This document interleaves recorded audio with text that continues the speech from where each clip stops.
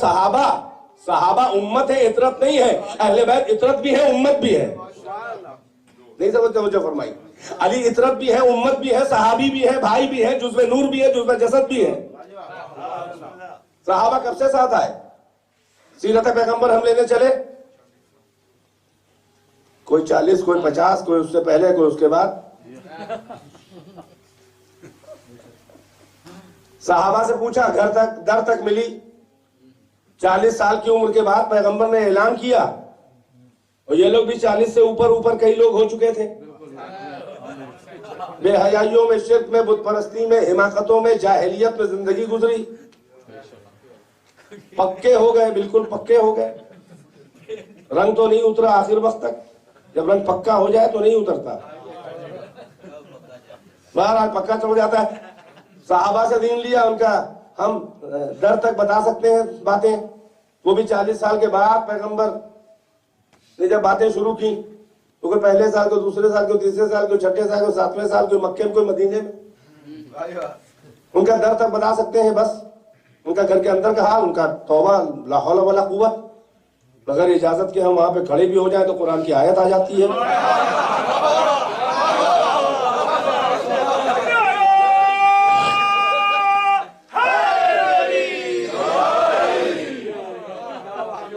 کہ دیوار کے پیچھے سے کھڑے ہو کے باتیں مت کیا کرو، اور جاسوسی مت کیا کرو. رسول کی باتیں سننے کے لیے ادھر اگل بغل دیوار کے مت کھڑے ہوا کرو، اس سے رسول کو اذیت ہوتی. اما کوئی جاسوسی نہیں کرتا تھا تو آیت کیوں آئی؟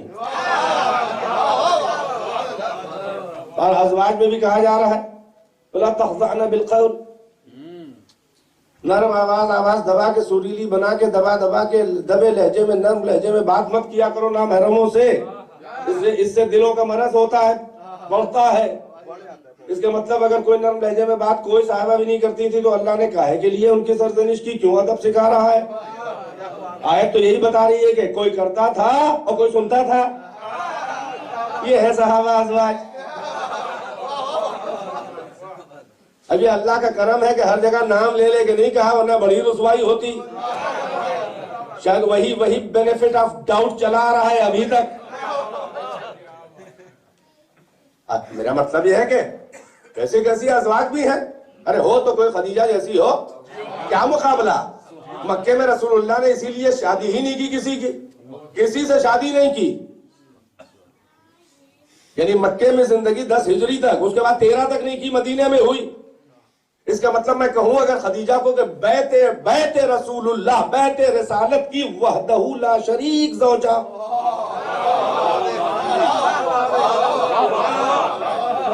ہم تو جب جانتے جب خدیجہ کے کوئی برابر ہوتی کہ پیغمبر خدیجہ کی زندگی میں کسی اور زوجہ سے شادی کرتے. جب خدیجہ کی زندگی میں ہمسری نہ ملی تو وفات کے بعد کہاں سے ہمسری مل جائے گی؟ تو ہے جو ہے معتبر وہ ہے.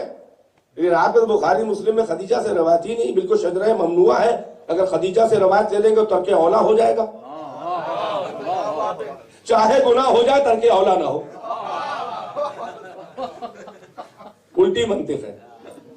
اصحاب سے کہا ان کا در تک، ازواج سے کہا ان کا گھر تک. کب سے؟ مدینے سے. مکے کا حال کہ کون بتائے گا؟ اچھا حافظہ بھی عجیب ہے، مکے میں تھی بھی نہیں تب بھی معراج کا واقعہ بیان کر رہی ہیں.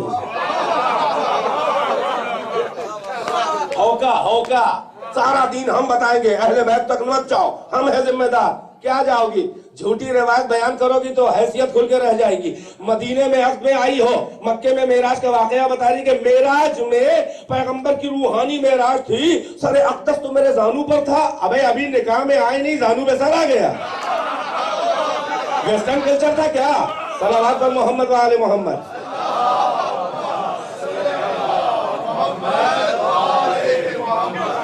اس سے پیغمبر کی کوئی توہین نہیں ہوتی ہے. لوگ اپنی ہی بے عزتی کرتے چلے آ رہے ہیں. انہوں نے بے عزتی نہ کی ہوتی تو یہاں دہرایا کیوں جاتا؟ اور قرآن دہرا رہا، ہم کیا کریں؟ کہتے یہ نہ پڑھیے، وہ نہ کہیے، وہ نہ کہ. ارے بھائی اتنا تو پڑھنے دیجئے جو وہی بن کے قانون بن کے نازل ہوا. میں قرآن میں جو ہے پڑھ رہے ہیں، ہم تلاوت قرآن پڑھ رہے ہیں، آپ کہہ رہے ہیں کافر ہے کافر ہے، تو اس کے مطلب قرآن کو جو مانے وہ کافر ہوتا ہے؟ صحیح کہا آپ نے، آپ کی نظر میں جو قرآن کو نہ مانے وہ مومن ہے، جو قرآن کو مانے وہ کافر ہے۔ ہم کافر ہیں اسی لیے کیونکہ ہم قرآن پڑھ دیتے ہیں۔ آپ کو بہت برا لگتا ہے؟ اصحاب سے مانگا گھر تک، ازواج سے مانگا گھر تک، مدینے سے لے کر ختم، اس کے آگے پھر ازواج سے پوچھا، ان میں بھی اختلاف، اس لیے کہ ایک زوجہ کریے جمل میں جانا واجب، ایک ام سلمہ زوجہ کریے جانا حرام۔ قرآن منع کر رہا ہے۔ کس سے دین لے بھیا؟ یہ دین اتنی سستی چیز نہیں ہے، یہ دین اتنی سینسیٹیو چیز ہے کہ اللہ نے اصحاب و ازواج پہ اعتبار نہیں کیا ہے، بلکہ اللہ نے محمد کے اہل بیت پہ اعتبار کیا ہے۔ اسی اعتبار کے لیے آئے تو پھر نازل کی ہے کہ ان میں کوئی عیب نہیں ہے، کوئی امکان خطا نہیں ہے، یہ سیف ہے، یہ بولے تو میں بولا۔